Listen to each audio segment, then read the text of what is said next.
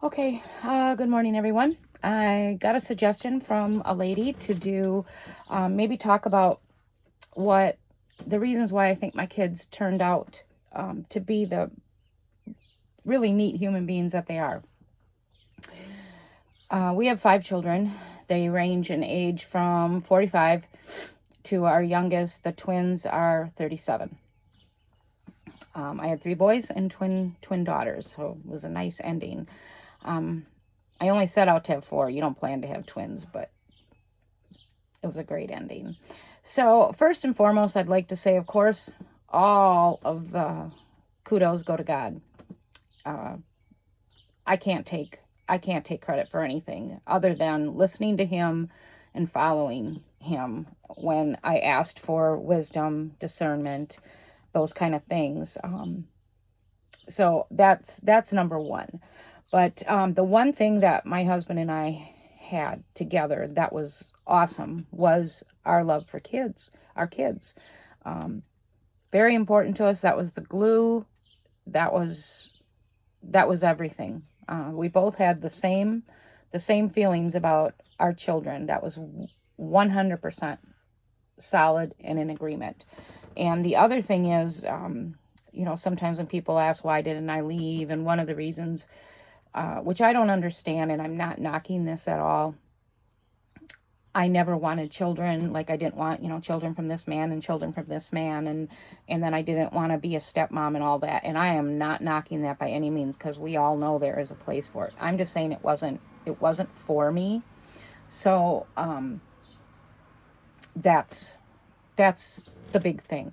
So we were 100% in agreement on our kids. We were both solid on our kids. That was the strongest point in our relationship.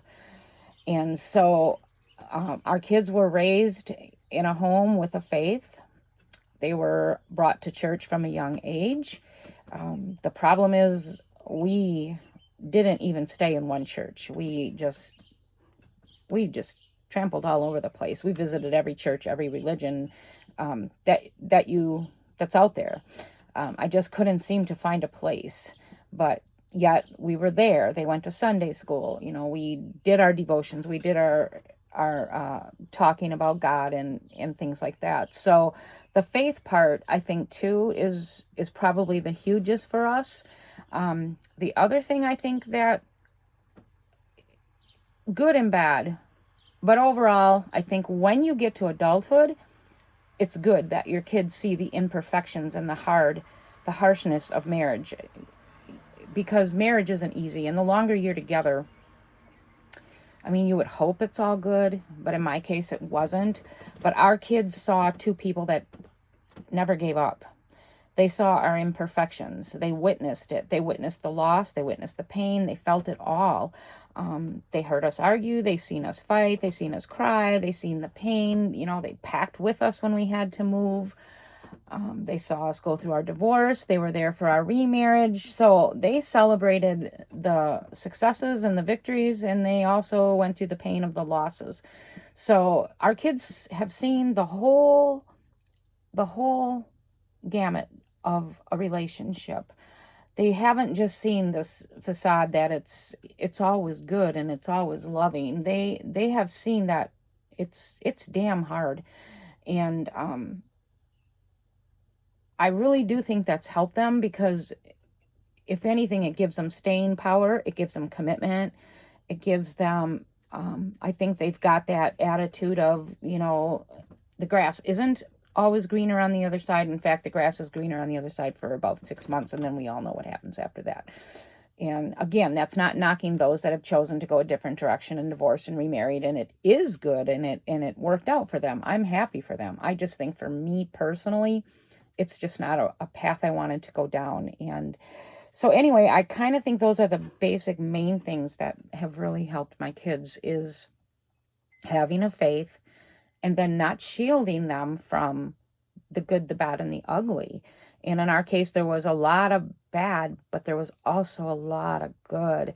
The one thing we did, like, we didn't have money.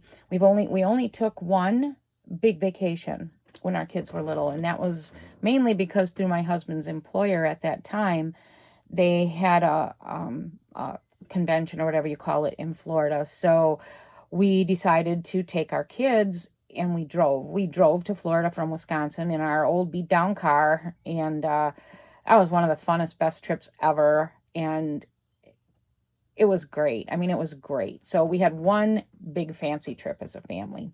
And to this day, we still have pictures of that and we laugh over it because they're just, it was just a great thing. But the majority of times that we did with our kids, since we couldn't afford vacations, was camp. We were always big campers. And at one point, we were able to afford a brand new pop-up. So we had a brand new pop-up that slept, gosh, I think it might have slept 10. So in this pop-up were my 5 kids, sometimes their friends, and our 2 dogs. And so wonderful times in the camper, and we would go with other members of like my family. And so those times were they were flipping amazing. And to this day, all of my kids are campers. And in fact, living in this resort, my son is here and I'm here, and then I have another son that has a place here. But that's always been big in our life, is camping. So that, I think, and also, like, I was pretty much a stay-at-home mom. Any job that I took where my family was first. So I worked around my kids. I was never, my kids were never alone for lots of time. My kids they always had a mom running around. I cooked, cleaned, entertained people. The other thing my kids were taught was empathy. And they were taught this by action. They weren't taught it by words. They were taught it by action. I don't know if these things I did were right or wrong. I don't know if I would do them again today. But there were times, we were never a wealthy family. There were times that we actually took, like one time we took a family in and they had like 6 or 7 kids into our home. And at that time, our home was the biggest home we lived in. So the room wasn't the problem. But, we were a struggling family and didn't have money. And I was always going through these things with Greg, but I didn't talk about it to anybody. So a lot of people weren't aware of how we were living. But so we took this family in with all these kids, and they were nice people. They were kind people. They picked up after themselves. They were gone during the day. Lord knows what they did, because we never, it was weird. They lived with us for months, but we never talked. Or, we would never sit down and share a meal together. It was weird. They would get up in the morning and split. Kids probably went to school and some probably went to jobs. I have no idea what they all did. The father was a very obese man, and he had a paper route, and that was all that he did. Mom didn't work. So I don't know where they went all day. And then they would come back at the end of the day, cook themselves a meal, and then they all went to bed. So it was weird. And they had no intention whatsoever of leaving. So my husband ended up finding them a place to rent. And then they said they felt they could afford that. And one day we came home and they were just gone. There was no thank you note, no thank you for your kindness, flowers for taking us in. They were just gone. We ran into them once at church after that, and they said they were doing great. And they said, yeah, sorry we didn't have no money to give you or whatever. And I never wanted any money or anything, never asked him for anything. But then he said, how would you feel like if we bring by some, he was a hunter, and I can't remember if he said ducks or something. And I was like, well, that's cool. I mean, we had 5 kids, never going to turn down food. Never brought them. So that was a very strange situation. But my kids were raised to have empathy and compassion without judgment. And I took them with me. There was another time I don't know how I found these people. And one time I found a woman that needed food. So I took my kids grocery shopping. And then we went and just showed up at her house with a car full of food. And, me and the kids brought it in. And that was that. There was no judgment. There was nothing. No names exchanged. Nothing. So I did that a lot. A lot. And a lot of times I would do that, cutting into our budget. So if I budgeted $100 for food, I would do $50 that week. But I did a lot of stuff like that, and I included my kids. So my kids were raised in that way. Then my kids there were times where my kids came across poor people within, their school. And one time in particular that I don't even remember, my son reminded me of this, and it actually brought tears to my eyes because he remembered, but I didn't. But gosh, I don't know why this stuff always gets me teary-eyed. I hate it. But anyway, he said that he still is friends with these people to this day. They became like his second family. But he was saying how they went camping like a year ago. They go camping every year together. They have a family reunion day. But he was saying how they reminded him of when they were young and poor and living in this very resort, that they would have not have had a Christmas if it wasn't for us showing up one day with presents and food. And I said to my son, I don't remember doing that. And he said, yeah. And he said, and they still talk about it because they would have had no Christmas meal and they would have had no food. And it just made my son feel really like happy that we did that. And I'm happy that we did that too. But this family in particular, their parents were both alcoholics, and I remember that, and they lived in a regular trailer, and I'll tell you, I don't know how they survived. I don't know how they survived a Wisconsin winter in a regular trailer. So I'm glad that we did help. And then there were other people too that we took in. We took them in and took them into our home and never asked for rent, never asked for anything. And so my kids were taught compassion, empathy, but then they were also taught the bad things about being taken advantage of. Do I think we were ever taken advantage of? I don't think so. I just think that we came across some people that they weren't gracious at the end. They, like, a simple thank you card would have been great from that one family.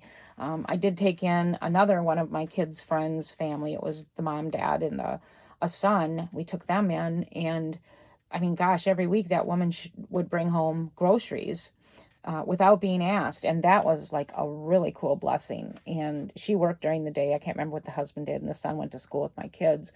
And then another thing my kids saw is we actually became legal custodians, whatever you call it, for one of my son's friends. And that worked out really nice because the mom, it was all done legally. The mom suggested that she give us a certain amount of money each week to cover his clothing, whatever he needed, and food. And we did all that, and it was like a perfect arrangement. She kept up her end of the bargain. He stayed with us till he graduated. We treated him as our son. At Christmas time, he was treated the same as my kids. I don't see him today. I'm kind of sad. I wish he'd check in. He did for a few years, but now he doesn't. I don't know what became of him, but that was one of my kids' friends too. So my kids saw us in action. So they were raised in a family that had very little, struggled, lost their homes, and yet we still made it a priority to help one another, and we tried to do it without judgment. Like every family that we took in from my son's or my kids' friends, they all had either alcoholic parents or in one case the mom went through multiple marriages, and apparently her son just couldn't handle it. And there might have been more to that story. I don't know. But there was always something going on within the home that, led these kids into our homes. But I grew up in an alcoholic home, so I have a lot of empathy for those kids. But so that's a big thing, is your kids are being raised to assist, to help, to not have judgment. And the little you have, you can still help others, instead of sitting there saying, well, I've only got, like I said, when I had $100 for food, I would stretch that. Maybe that was the week that we would eat more casseroles, or maybe that was the week I went to a different type of grocery shopping or whatever, but we made it work. And and then the flip side of that is I have one son that I think this probably harmed, because he would, and still does, I think he finally stopped because he can't, but he would help others at his own expense, which there were times like he would help others pay rent without paying his own. And so he went through that in his 20s, early 30s. And I remember telling him, always make sure your bills are paid, your rent, whatever, before you pay someone else's, because what good are you to someone if you're on the streets and they're not, because you paid their rent. So he ended up having too big of a heart, and so we had to, like, share with him how you can help. Like, maybe you couldn't pay his whole rent, maybe you can pay a half, maybe you can pay a quarter, but don't pay it all and not pay yours. So that was another thing that I think, and I think the big thing is my kids were never sheltered from the ravages of my marriage. They saw me fight their father. They saw me and him struggle. They saw all that. They probably saw and heard too much. But it's weird because I consider myself a fighter and I consider myself a strong woman, but yet I look back, and if I'm so strong, why didn't I permanently stay away? Would I have done a better job of parenting and taught my kids more if I had totally 100% cut the cords with him and stayed away until he got better? I'll never know the answer to that. And sometimes I struggle with that. And the neat thing is, when I went into the psych ward and I had my little breakdown, and I spent a lot of times with each of my kids at that time, and we talked a lot about their childhood and, the impact of losing one home in particular still affects all of us. And that was the bigger home on the hill, which ironically is, I think I've mentioned this before, but to get into the resort that we live in now, you have to pass that home every time you leave or enter. So I see this home every day, pretty much every day, and the kids see it. It doesn't sting as much anymore, but that home impacted all of us. In fact, my one son even went to purchase it when it went up for sale a few years ago. He was thinking of repurchasing it and, us going back in there. But he said when he walked in there, it wasn't the same. They had ripped out some things and changed things. And he said it just didn't feel like our home. And so he decided not to do it, which I'm glad, because I don't think I'd want to go back in there unless we bought it, not my kids. But anyway, I asked my kids several times, and I've apologized to them for their childhood and the pain of things that me and their dad put them through. And every one of them has said to me, Mom, we didn't have a bad childhood. We had a great childhood. All we have are great memories. You guys were great parents. I'm so puzzled by that. I just look at them like, are you flipping kidding me? You have no idea how much I struggle because I just feel like a bad mom because I stayed. And, maybe, I don't know, maybe I compare it to like how I grew up, and that was really bad. Like, my parents were bad. My parents, I never felt loved. I never felt cared for, no matter what. I just didn't feel it. Always felt like I was a burden to my mom. And, I was just there as my dad's punching pillow and sex toys. So that was what I'm left with. But my kids feel like they had a great childhood. They tell us that they love both of us. They know that their dad has issues. Their guards are up. Like, there's things in place. I've been honest with my kids. I've told them, you can't share any of your personal information with him. You can't share any of your, God, how do I say this? I'm so afraid of saying anything that,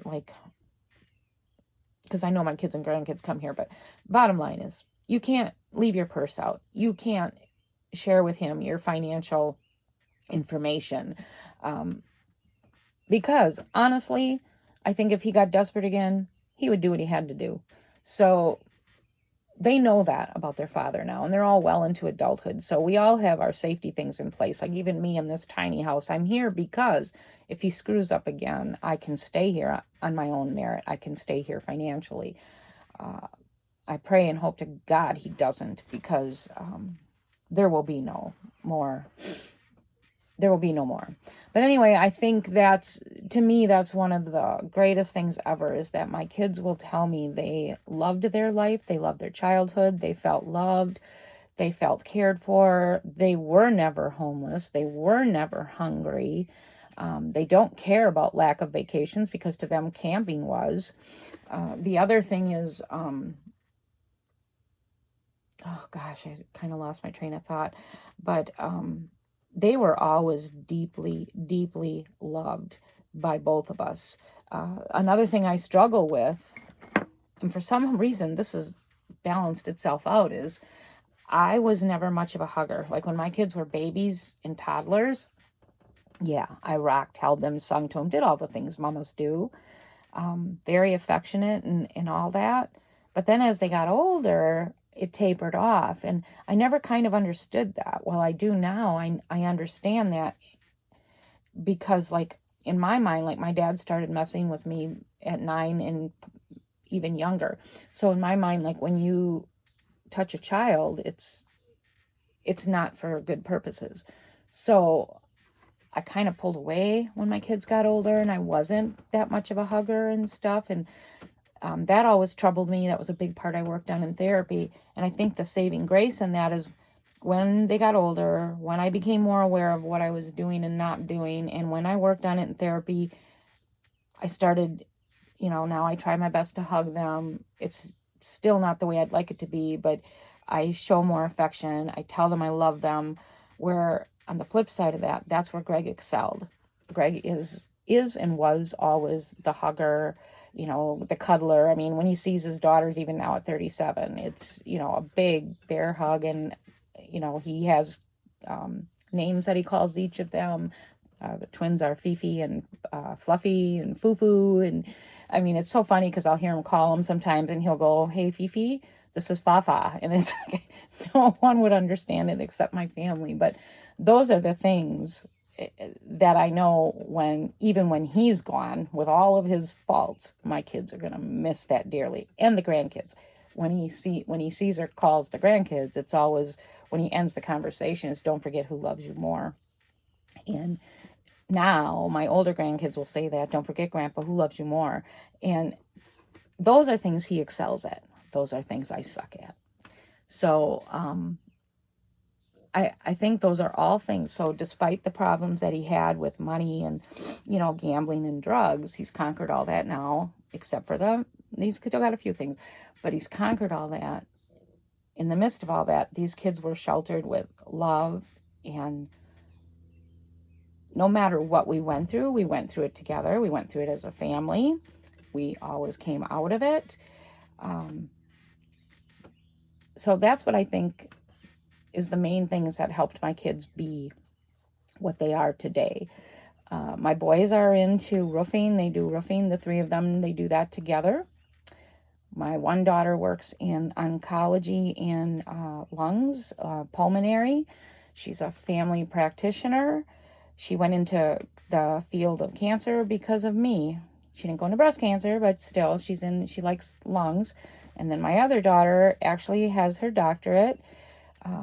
She's works in a university, and then she also does a job online for another university, and she's a mother of 2. So she does all this stuff, and she's able to be with her 2 daughters a lot. She's worked out her jobs where she's available a lot. So her kids have never had to go to daycare or anything. So it's wonderful. But she excels at being a mom and a worker. And the other one excels at her job. She doesn't want children, I don't think. She's got a cat. That's her son. I have one son that also has chosen to stay single. And then the other 2 sons, one has 4 kids and one has, 3.